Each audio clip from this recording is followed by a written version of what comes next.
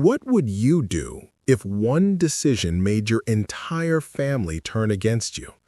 Imagine being called ungrateful by the very people who are supposed to understand you the most. Would you stand firm in your choice, or would you give in just to keep the peace? This story is about a son who refused to help his mother when she asked for something that went far beyond his limits. That decision didn't just cause arguments, it shook the foundation of his whole family. Stay with me until the end, because this story is going to make you question where the line between love and self-preservation truly lies. I grew up in a house where my mom always struggled to keep things together. She raised me and my younger sister mostly on her own, since my dad left when I was about 10 years old. I admired her strength, but I also carried the weight of her sacrifices. She worked multiple jobs, and as soon as I turned 18, she began relying on me for bills and responsibilities. At first, I didn't mind. I wanted to help. But as the years went on, her requests became bigger. What started as, "Can you cover the electricity this month?" slowly turned into, "I need you to take care of the rent." It wasn't just once. It became a pattern, a silent expectation that I would always say yes. The guilt she put on me whenever I hesitated cut deeper than words.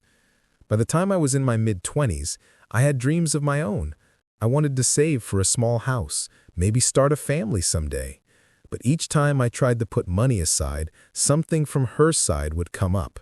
My sister, being younger, wasn't pressured the same way I was. Mom always said, "She's too young, she needs time." But apparently, I never needed time. I was the one who had to grow up fast. It reached a breaking point last year. My mom asked me to co-sign a massive loan for her. She said it was to help the family start fresh, but I knew better. She had debts piled up, and this loan was a desperate attempt to cover them. My heart sank when she asked, because deep down, I already knew my answer had to be no.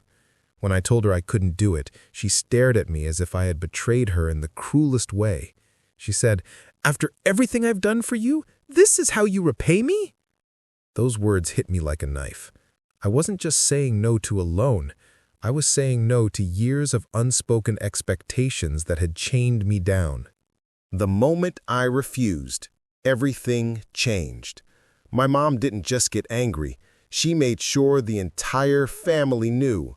Suddenly, I was getting calls from aunts, uncles, cousins. People who never cared about my struggles were now accusing me of being selfish. They said things like, "She raised you, she sacrificed everything, and now you won't even lift a finger to help?" At first, I tried to defend myself. I explained that co-signing a loan that size could destroy my financial future if she failed to pay, but no one wanted to hear it. They only saw me as the ungrateful son who turned his back on his mother. The pressure was unbearable. Every holiday, every family gathering, I was met with silent stares or whispered comments behind my back. Meanwhile, my sister continued to live comfortably at home, untouched by the storm. I asked her why she didn't speak up, why she didn't share some of the responsibility. She avoided the subject, saying Mom never asked her anything like that. And I realized then, I was always going to be the scapegoat, the one who carried the weight while others stayed safe in the shadows. The guilt ate at me in ways I can't even explain. I questioned myself daily. Was I really being selfish? Was I supposed to sacrifice everything just because she gave me life? I loved my mother, but love without boundaries felt like drowning. I started pulling away, not just from her, but from the whole family. I stopped attending gatherings, stopped answering calls. It wasn't rebellion, it was survival. I needed space to breathe, to build something of my own, without feeling like I was betraying someone every step of the way. Months went by, and the silence between us grew heavier. Then one night, I got a message from my mom. She said she hated me. That single line shattered me more than I expected. She wrote, "I never thought my own son would abandon me like this." I didn't even know how to reply. Part of me wanted to fight back, to remind her of all the times I had already carried her burdens. But another part of me just sat there, staring at the screen, numb. I thought about giving in, just to stop the pain, just to hear her say she loved me again. But I knew deep down, if I caved this time, there would be no end. The pattern would repeat, and I would lose myself completely. It was the hardest choice I've ever made. To stay silent, to not chase after her approval anymore. During that time, I leaned on a few close friends.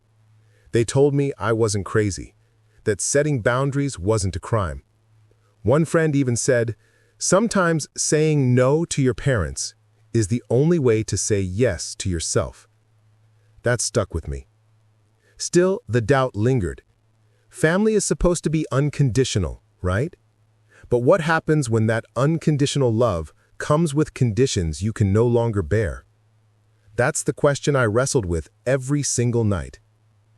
If this story has already touched you in any way, leave a like now and share it with someone who needs to hear this. Because chances are, someone you know is carrying the same invisible weight. The real turning point came when my sister finally spoke to me. Months later, she confessed that Mom had started asking her for money too. At first, she helped, but soon she realized the requests never stopped. "I get it now," she told me. "I see why you said no." It was bittersweet. On one hand, I felt vindicated. On the other, I hated that she had to go through the same cycle to understand. My relationship with Mom is still broken. I don't know if it will ever fully heal, but I've come to understand something important. Love doesn't mean sacrificing yourself until there's nothing left. Boundaries don't mean betrayal. They mean survival. Sometimes, the bravest thing you can do for your family is to stand firm, even when it makes you the villain in their eyes. Because in the long run, you're teaching them and yourself that love must walk hand in hand with respect. Without that, it's not love, it's control. I still miss my mom. I still wish things were different. But I've stopped blaming myself. I've stopped asking, am I the bad guy? Because the truth is, choosing yourself doesn't make you bad. It makes you human. And maybe one day, when the anger fades, she'll see that too. This story isn't about being right or wrong. It's about the silent war between love and boundaries. It's about the moment you realize that sometimes protecting yourself means disappointing the very people you love most. And that's a pain few talk about, but many secretly carry. If you've ever felt torn between your own needs and the weight of family expectations, then you know the quiet ache behind every word of this story. You know what it means to lie awake at night wondering if you're selfish or simply tired of bleeding for everyone else.